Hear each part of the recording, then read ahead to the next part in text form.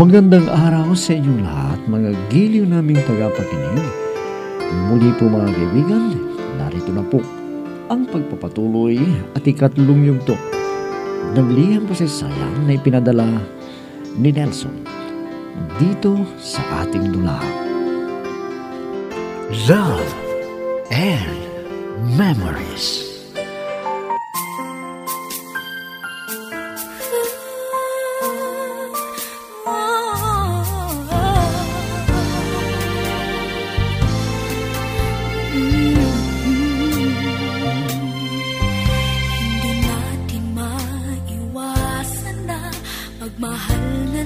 Inimbitahan ni Lilo na kumain sa labas sina Sarah at ang kanyang pinsan.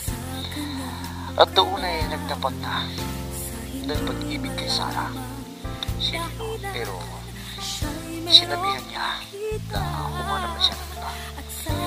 Minsan ay sinurpresa ko si Sarah. Umuwi ako na hindi niya alam at sinabi ko na uuwi ako sa kanyang pinsan at doon kayo magkikita sa bahay ng kanyang pinsan para magkausap kami dalawa.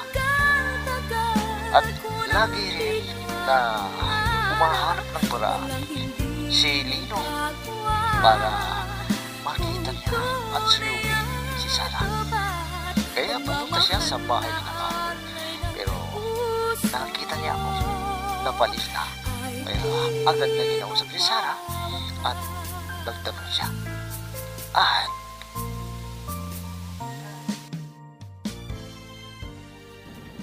Saan kayo pumunta si Sarah?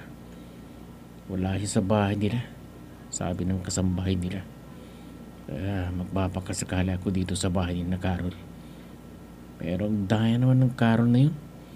Hindi niya sinabi sa akin na nandito si Sarah sa bahay nila. Kaya pagkakataon ko na to. Teka, may kausap na lalaki si Sarah. Sino kaya yun? Ayun, umalis ng kausap niya. Pero di ko siya namukhaan. Hindi bale, tatanungin ko kay Sarah. Yan, papalapit na siya dito. Sarah, kumusta ka na, mahal? Ikaw pala, pwede ba? Huwag mo akong tawaging mahal. Baka may mga marites na makarinig sa'yo, ipagkakalat pa nila. O di mabuti, para wala nang ibang liligaw sa'yo. At sigurado ako na may pag-asa ako. Pwede ba, Lino? Tumigil ka na. Hindi ko kayang suwayin si Mami dahil malaki ang kanilang sakripisyo sa akin. Kaya hindi ako tumatanggap ng manliligaw ko. Teka, may tatanungan ko sa'yo. Nakita ko kasi yung lalaking kausap mo kanina na umalis na. Sino ba yun? Nanliligaw din ba sa'yo? Hindi nanliligaw sa akin. Sa pinsan kong si Carol. Pero wala yung pinsan ko dito. Kaya babalik na lang daw siya dito. Mabuti kung wala akong karibal. Kung hindi, patitigilin ko siya na manligaw sa'yo. Kung hindi, makakatikim siya sa akin. Alam mo, Lino, ngayon pa lang, ipinapakita mo na sa akin ang iyong masamang pag-uugali. Yan ang kinaiinisan ko sa mga lalaki. Ayaw magpatalo. Kaya pwede ba, umalis ka na? Dahil pagdating ni Carol, uuwi na rin kami doon sa bahay namin. Umalis ka na!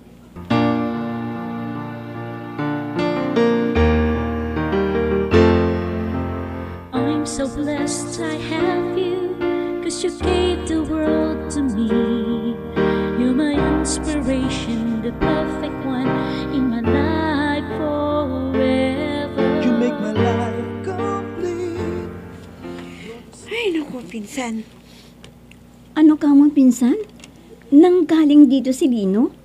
Buti na lang, hindi ka pinilit na sagutin mo siya. Hindi naman. Kaya lang ang sabi niya, babalik dito mamayang hapon. Ay, paano yan? Di ba pupunta rin si Nelson dito at mag-uusap pa kayo? Oo nga eh. Pero ititext ko na lang na doon sa bahay namin siya pumunta dahil wala naman si Mami doon eh. Naku, hindi ba delikado? Paano kung magsumbong ang mga kasambay ninyo? Di mabibisto na may nobyo ka na. Huwag kang mag-alala. Ako na ang bahala sa kanila. Pagsasabihan ko sila na huwag magsumbong kay Mami. O, ano na ngayon ang gagawin natin? Baka bumalik agad ang Lino na yun at makita niya si Nelson. Ang mabuti pa pinsan, pumunta na lang tayo sa bayan. Dahil yun ang idinilahilan ko kay Mami para makalabas tayo. O sige na pinsan, magbihis ka na para makaalis na tayo kaagad at hindi na tayo madatnan ni Lino dito.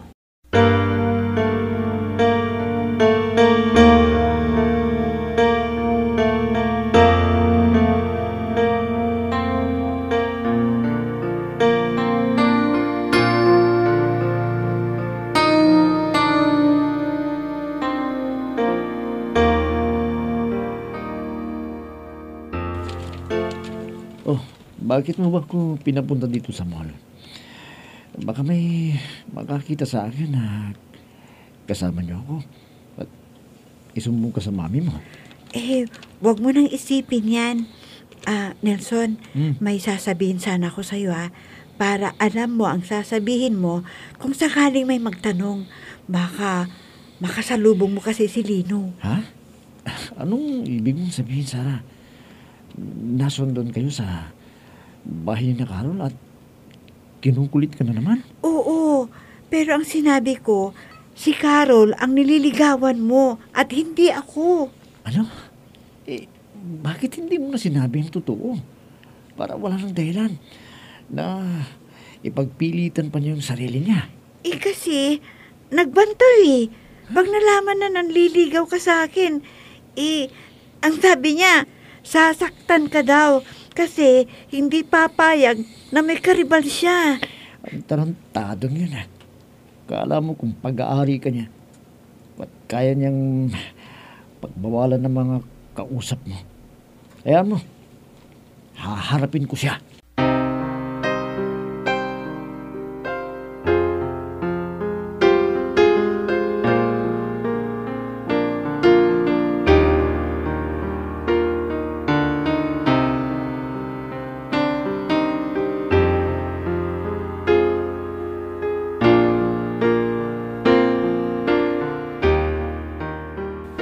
Nelson, anak, mabuti at umuwi ka dito sa atin.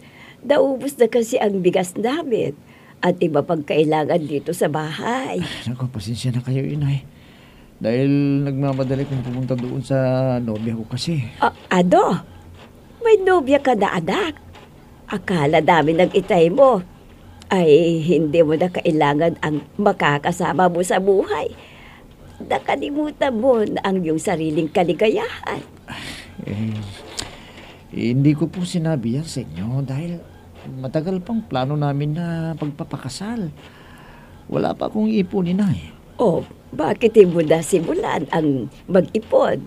Kahit pa kunti-kunti, ay masasabi na may naipon ka para sa iyong mga plano.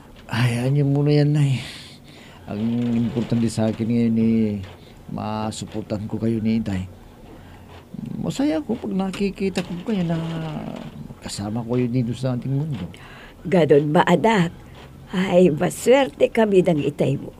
Dahil nagkaroon kami ng tulad mo na mapagmahal sa amin.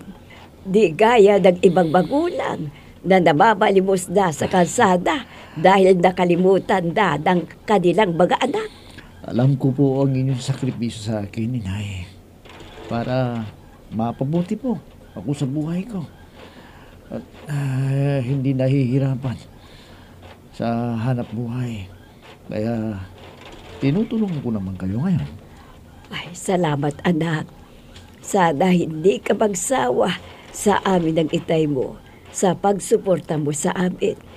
At makamit mo rin ang pangarap mo sa buhay. Yan ang idadalangin ko sa Diyos na huwag kanyang pabayaan.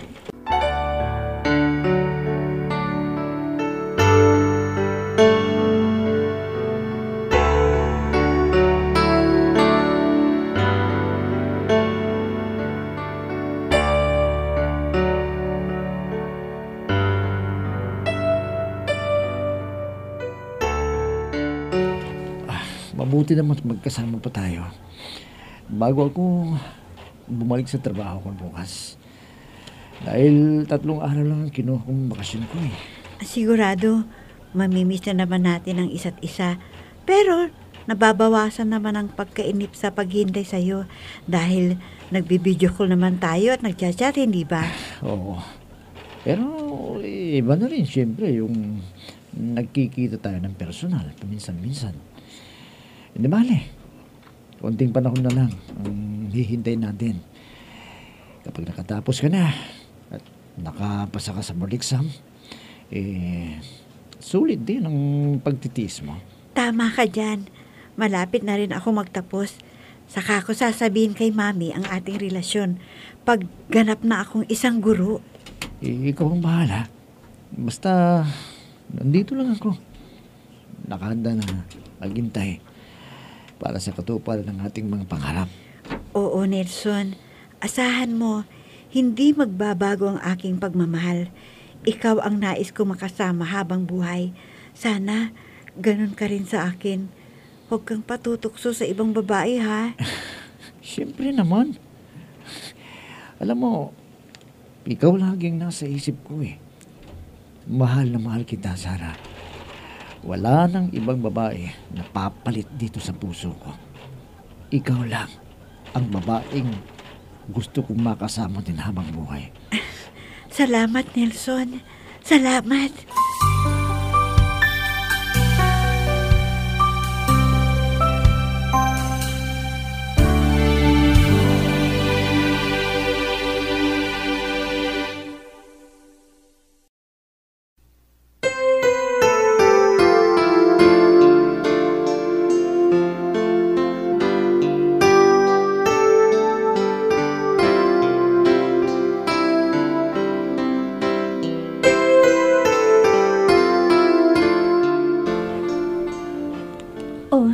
Sarah, uwi na ba tayo sa bahay ninyo?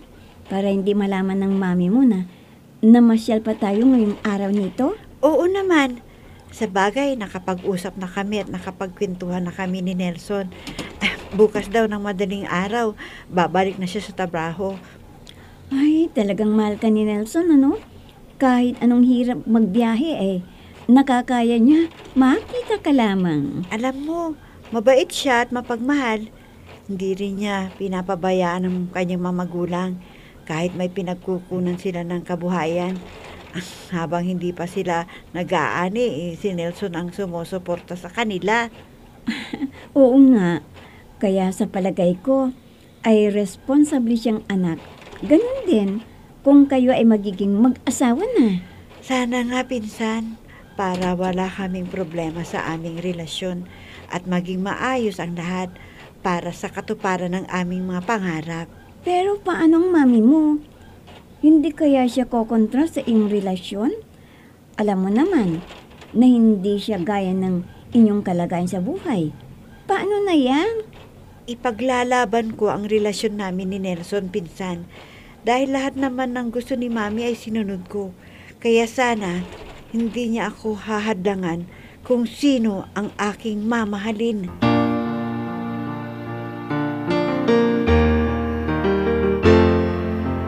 I'm so blessed I have you, 'cause you gave the world to me.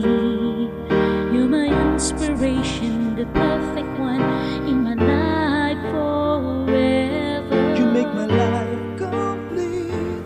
Kailangan na subukan ko na dalawin si Sarah. Sana wala yung mami niya para makausap ko. At kailangan ko nang malaman kung ano ang kalagayan ko sa kanyang puso.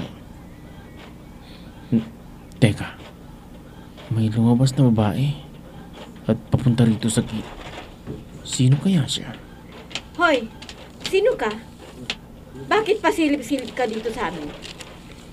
Siguro may masama kang tangka dito, no? Magnanakaw ka, no? Naku, hindi po ma'am. Gusto ko po sanang makausap si Sarah kung pwede po. Hindi pwede. Walang sino man ang mang-iistorbo sa anak ko. Dahil nag-aaral siya. At gusto kong mapakinabangan niya ang kanyang pinag-aralan. Alam ko na. Gusto mong sumandal sa ginhawa na makakamit mo sa anak ko, hindi ba? At sa itsura mo, ay hindi ka pwede na lumapit sa anak ko. Naintindihan mo? Kuwan po, ma'am. Kaibigan ko lang ang anak ninyo. Baka gusto niyang magpasama sa akin kung may pupuntahan sila ng pinsan niyang si Carol. Hindi ko sila pinapayagan na may kasama silang lalaki kung may lakad sila. Kaya umuwi ka na. Pakiusap po, ma'am. Makikipagkwentuhan lang po ako kay Sarah. Kaya sana'y payagan ninyo siya na makipag-usap sa akin. Hindi mo ba narinig ang sinabi ko? Hindi pwedeng istorbuhin. Kaya umalis ka na at huwag ka nang bumalik dito. Opo, ma'am. Ang taray ng mami niya. Akala mo kung sino na siya. May araw din na maging akin si Sarah. Hindi ako titigil na suyuin si Sarah.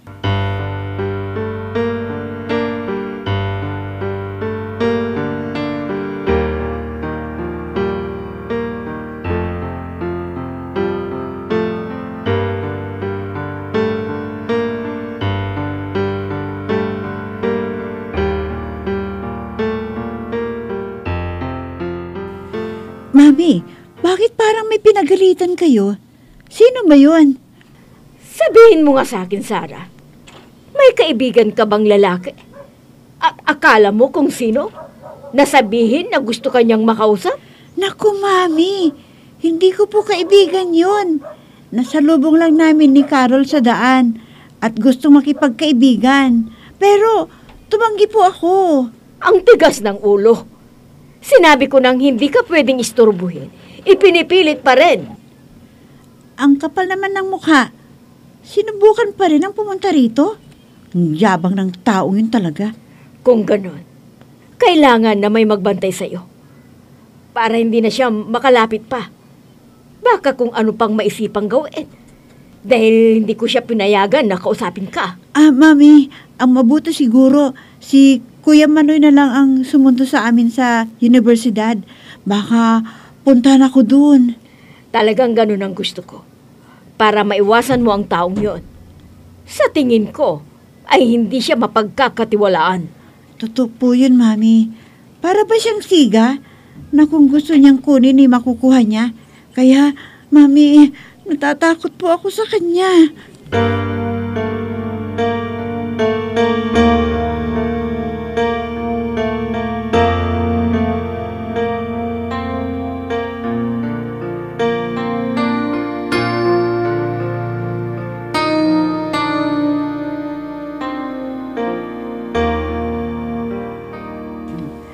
Naku, pinsan, buti na lang at hindi mo sinabi sa mami mo na naimbitan niya tayong kumain sa labas. Kundi baka masesermonan ka pa. Oo nga eh. Alam mo, sinubukan pa niya talagang pumunta dito sa bahay ah. Akala niya siguro, papayagan siya ni Mami. Kahit sinabing kaibigan ko hindi maniwala ang mami ko eh. Yun na nga eh. Dahil wala ka namang sinasabi sa mami mo na kaibigan na lalaki. At alam niya na sinusunod mo siya. Pinsan, ano kayang gagawin ng mokong na yun? Nakita niya na mahigpit ang mami. Sana hindi na siya magpapakita sa akin para hindi namin problema ni Nelson. Paano kayang paraan niya para makalapit siya sa iyo? Sigurado na aabangan tayo doon sa universidad. Huwag kang mag-alala sa bagay na yan, pinsan. Sa bagay, may kinausap na si Mami para hindi niya tayo malapitan. Ganun ba? Mabuti naman. Dahil kinakabahan ako sa mukong na yun eh. Para bang may masama siyang gagawin sa atin. Basta pinsan, ipanatag mo lang ang iyong kalooban. Dahil hindi na siya makakalapit sa atin kailanman. Minsan ng isang simpleng ngiti ay mayroong dala, isang tapat na hangarin at pangakong dakila. Hindi man ito pinapansin. Mabuti naman na labasan ng mga estudyante. Hihintayin ko ng labas si Sarah at Carol. Kunwari ay yayayain ko silang kumain sa labas. Pupunta pa At lalagyan ko ng pampatulog ng iinom nilang dalawa para makuha ko si Sarah. Hindi ba? May kasama ako na bubuha sa kanila. Kaya dito ko na sila hihintayin para makausap ko si Sarah at si Carol. Ha? May lumapit sa kanila na pulis. Anong ibig sabihin yan? Bakit may pulis? Anong gagawin ko? Ano?